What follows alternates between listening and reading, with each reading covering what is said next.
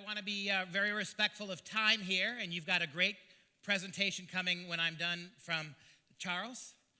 Chuck. And so you want to make sure we get that one on time. So what I'm going to talk to you about now is a concentrated overview of what's going on exactly with the sexuality standards. So I've drawn a long arc for you going back, that one of the primary ways that certainly socialistic governments have eradicated Christianity and Judeo-Christian values from communities is to focus on kids, to hedonize, to libertinize children, we're talking, it's funny, isn't it? That we're taking little kids and we're now talking to them as if they were adults, right? We're treating 6 and 7 and 8-year-olds in terms of what we teach them and the kind of sexuality we push on them. We're treating them like little adults, right? And so we're empowering little children who don't know how to think critically, who don't even know how to think abstractly. This document, it all goes back to the Common Core, right? This document appeared in 2011, 2012. You can type it into Google, you'll find it, you can read a 64-page federal document. These are the national sexuality standards. At the same time Common Core was being put in the schools, they had created these to serve as feeders, sexuality feeders into the curriculum of sex, right? And so technically, the national sexuality standards aren't Common Core, but look at the subtitle. This is core content. In 2011 and 2012, what was the only core we had? It was Common Core. This is content designed for the core. One of the things that you got to know about Common Core, and I think you've seen it already, is whatever else Common Core is, it is a feeder, a Trojan horse, to get all kinds of sociological issues into your kids' classrooms. Through the National Sexuality Standard, it's through this document that Planned Parenthood has created curriculum for these sexuality programs. And notice what they start. This is core content and skills. These are the sexual skills your children will learn starting in kindergarten. According to their own document, we are not just going to teach sexual content, we are going to teach sexual skills. We will empower your kids to perform sexual acts starting in kindergarten.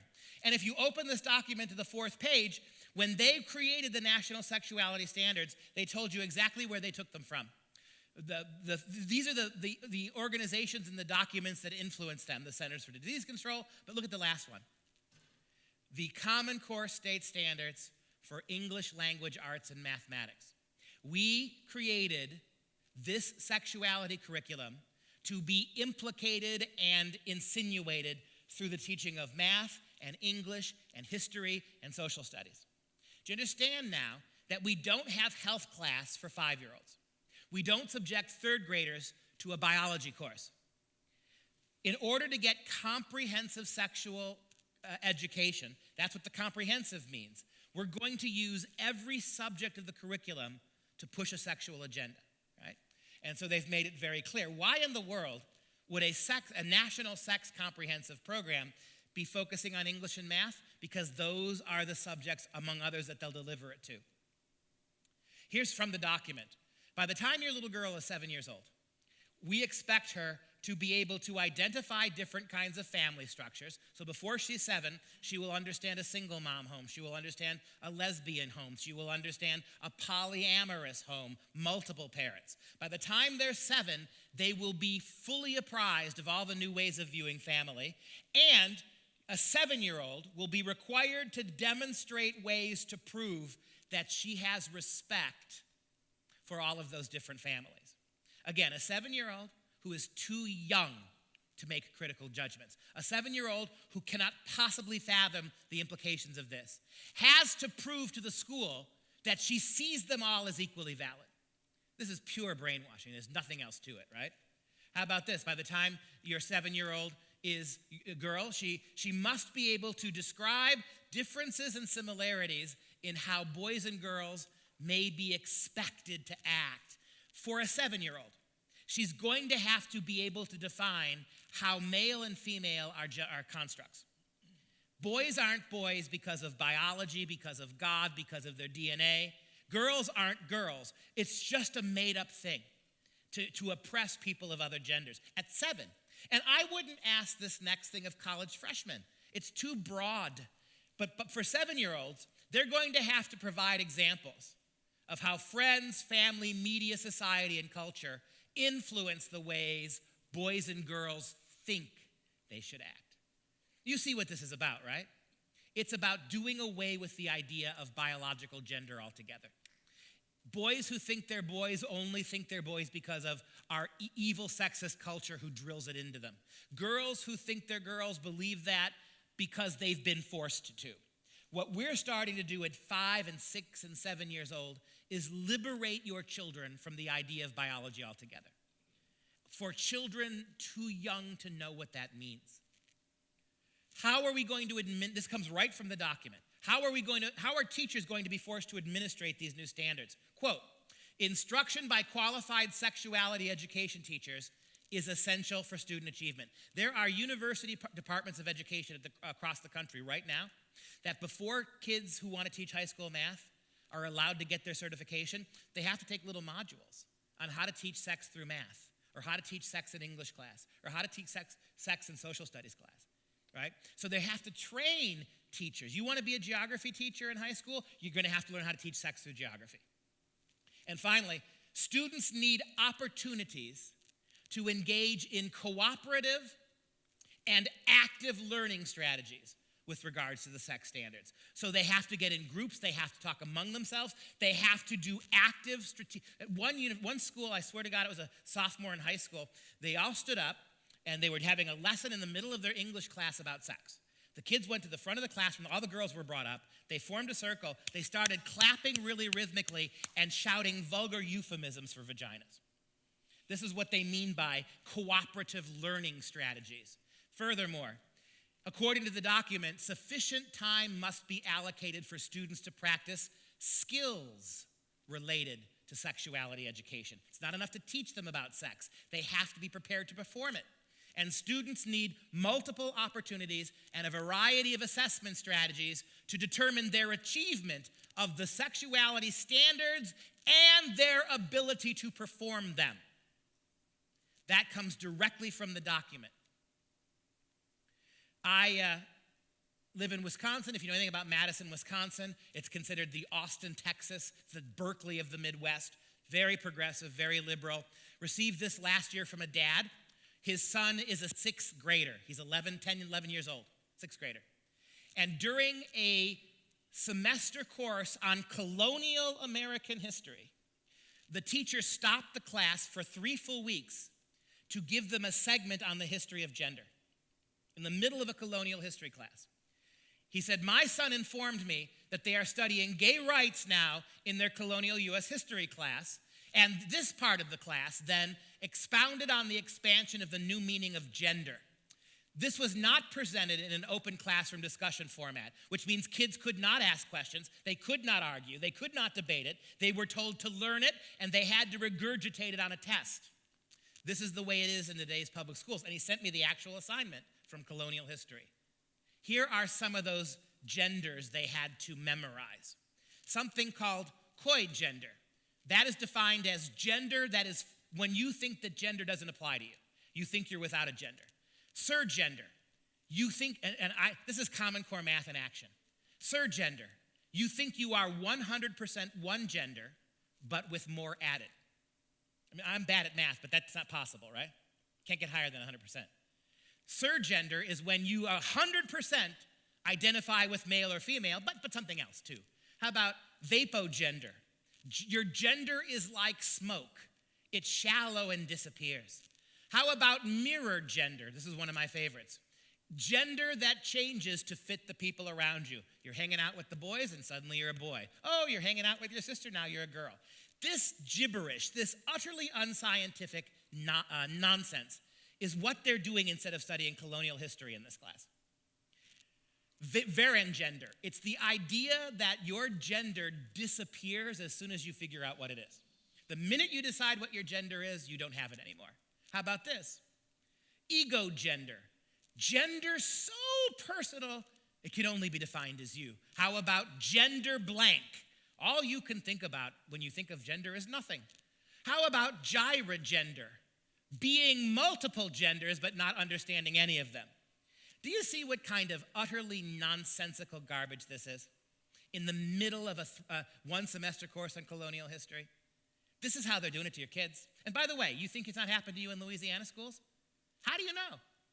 How do you know in an English course, in your kid's sophomore English class in public school, how do you know the teacher hasn't taken 2 weeks out to do stuff like this? How would you know? Unless they tell you.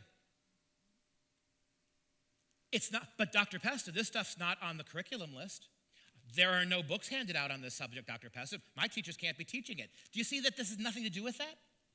In Wisconsin, the federal government has sent agents into Wisconsin schools, unannounced and without any scheduling, who walk into classrooms, walk into the schools and talk to the principal and say, hey, we're from the Department of Education. We'd like to talk to your kids today about sex. Would you have them in the assembly hall at 1 o'clock? And the schools do it. Parents finally found out about this. Their kids were getting seminars on sex from federal agents in public schools who just happened to walk in that day. And the school's response was, sure, go ahead. Take them out of class. Pull them out of class for 2 hours for this. How about paragender? It's the idea that you identify with a gender, but not as a gender. Again, in the middle of a Madison, Wisconsin semester course in colonial history, the teacher took 3 weeks out to force kids to memorize this stuff. Right? You can have I'll send you the whole slides. Yep. You can have them right to your computer. Quickly, we got to talk about Colorado. It's not just California and Oregon and Washington and Massachusetts and New York are the liberal states, right? Colorado, right now, is about to pass a wildly controversial comprehensive sex education program. This legislation is so extreme that even California hasn't done it yet. And here's what it says. Colorado's new bill, it's already passed the assembly. It's now being voted on in the Colorado Assembly, right? Colorado Bill HB 1032 would specifically prohibit religious, moral, and ethical perspectives on sex from being discussed. So when you discuss sex in the public schools, you are not allowed anymore by law, if this passes, to suggest to kids that some kind of sexual behaviors are more dangerous than others. So this talk that we've heard for 20 years now, that we got to teach this kind of sex to kids to protect them.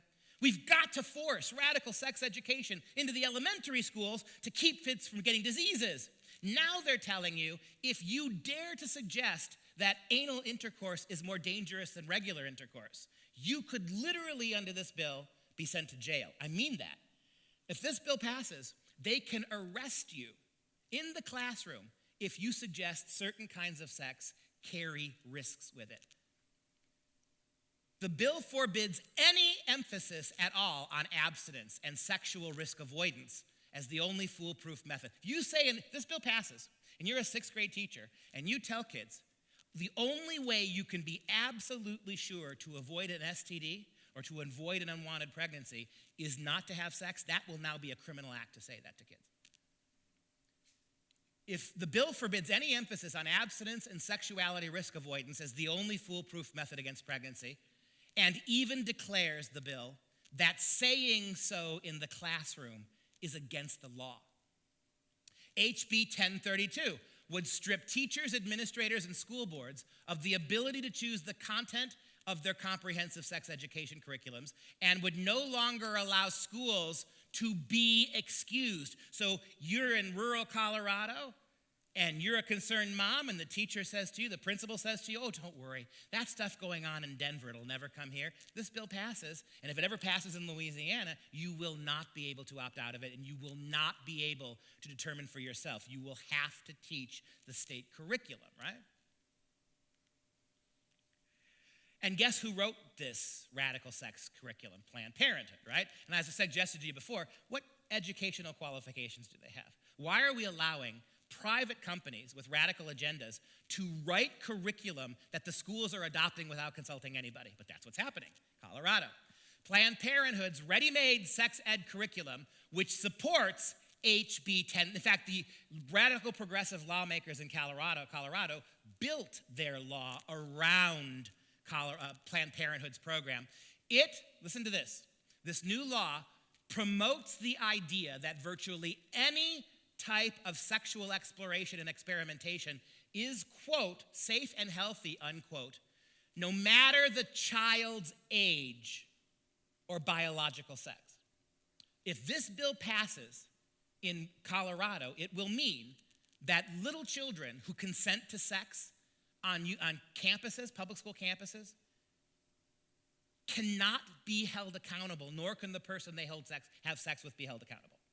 Because as long as the child says yes at any age, it therefore is safe and healthy. This is, you figured this out, this is the big step for normalizing pedophilia is what this is. Some stories plucked from the news recently, right? Over the last year. Transgenderism in kindergarten to promote diversity in North Carolina, right? As part of a government push for expanding diversity education, under the guise of diversity, now we have to teach transgenderism to 2-year-olds, to 12-year-olds, to 8-year-olds, to 6-year-olds.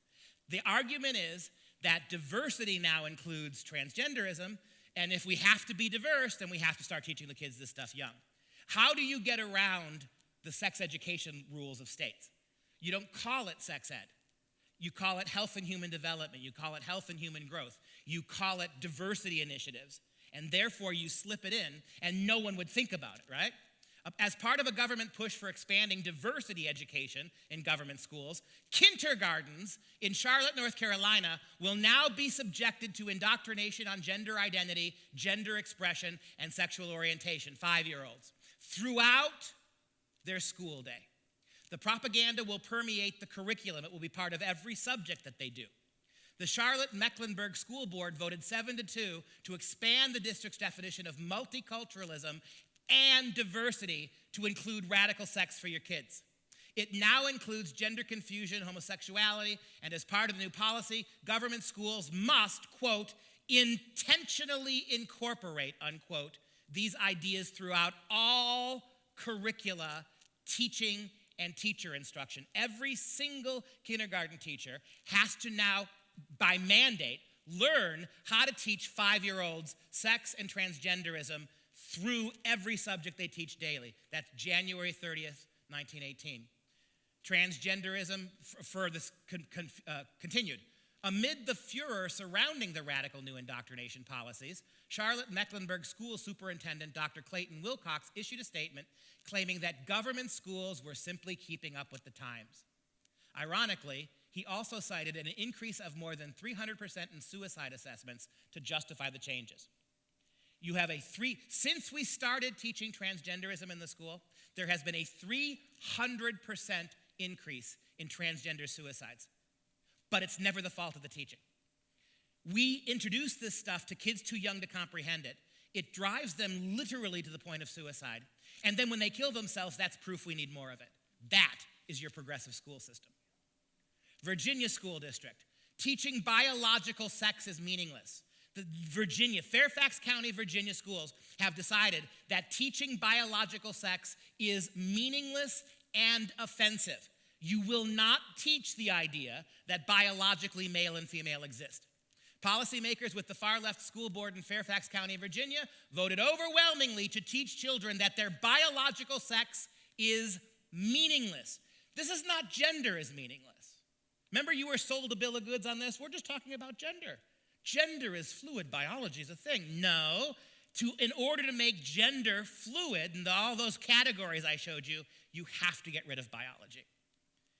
The officials plan to teach 12 and 13-year-old children to embrace transgenderism without providing any information about the risks. You cannot, in this school district, talk about the suicide levels. You cannot talk about the fact that 85% of gender-confused kids are no longer gender confused when they go through puberty. You cannot point those facts out. You cannot point out the fact that inducing testosterone or estrogen into boys or girls has serious competency issues for memory, for brain development. You can't talk about that. You have to embrace it. And it was the Family Research Council, Tony Perkins, right here, who reported this story, right? As reported by the Family Research Council, among the other changes to the Orwellian sex ed program, they scrub the term, they get rid of the term biological sex from all lessons and all grades.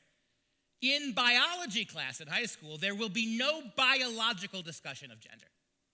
In its place, officials want to use the increasing nutty language of gender theorists. They call it simply the sex assigned at birth. When you in biology class refer to male and female, you have to refer to them as not true or scientifically verifiable, which they certainly are. You have to refer to them that the sex you were arbitrarily assigned at your birth. That's Virginia.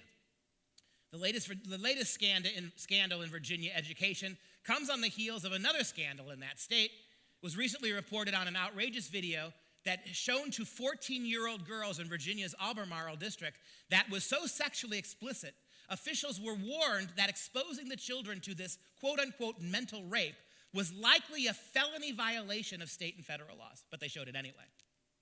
The pornographic program, which encourages all manner of sex and perversion while advertising for sex toys, was part of the family life education program in this school district. How about this? Oregon. Boys and girls across 2018 August. Boys and girls across Oregon will now be forced to shower, change clothes, and even use the toilet in the same facilities as the opposite sex, unless an appeal is made. No appeal has been founded yet.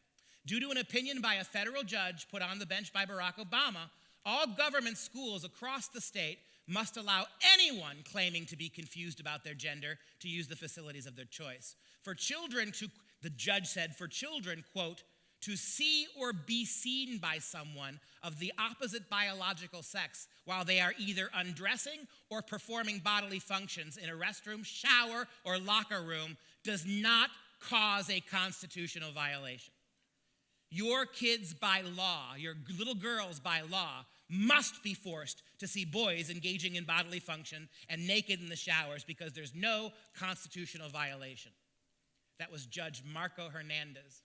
The case involved a girl claiming to be confused about her gender and wanting to use male facilities in Oregon's Dallas School District. The non-confused boys, you keep hearing how boys are toxic, how boys are the problem, how masculinity is the problem. These boys, out of shame and reservation, did not want to be in a room where girls could see them naked. These boys were doing the exact gentlemanly correct thing, and they were told that they were being exclusionary and bigoted for doing it. The boys said they felt embarrassed, humiliated, experienced anxiety, intimidation, fear, apprehension, and stress at the prospect of showering or using the bathroom with members of the opposite sex. But for the judge, that meant nothing, saying they, quote, your children in public schools have no fundamental right not to share school restrooms, lockers, and showers. For parents and children opposed to the idea, just leave, the judge said. Just leave the public schools. That was his answer. You're free to go if you want. Australian libraries. This is shocking, and it's from last week. A pro-LGBT book released in 2014 that includes lewd sexual descriptions is being promoted in libraries student libraries all across Australia. I did a quick search. 16 different Wisconsin school libraries have this book right now that any child can check out of the school library. The title of the book is Beyond Magenta, Transgender Teens Speak Out, which includes the story of a 6-year-old boy who solicits oral sex from men. It is being promoted in the youth section of at least 60 Australian libraries, 16 in Wisconsin alone, that was the only state I looked at yesterday, according to Binary Australia. I don't see any children. So here is a direct quote from this, from a boy who's now transgender 18-year-old. Quote, from age 6 and up, I used to kiss other guys in my neighborhood, make out with them, and perform oral sex on them. I liked it. I used to love oral. Reads an excerpt from this book shared by Binary Australia. And I touched their you-know-whats. We were really young, and that's what we did. This book now is being promoted across American schools, Australian schools, UK schools. 6-year-olds. We have entered very dangerous territory when you have 6-year-old children being exploited this way and presented to your kids as absolutely normative. This is pedophilia. That passage right there is pedophilia. The irony that we're not on a school campus, but it's conceivable that by me showing you this, somebody probably could accuse, the Supreme Court decided a few years ago that written pedophilia is not the same as visual. So technically, you probably couldn't get punished for it. But that's about as close as you can get, right? This is a 6-year-old advertising this for other children of elementary and middle school ages.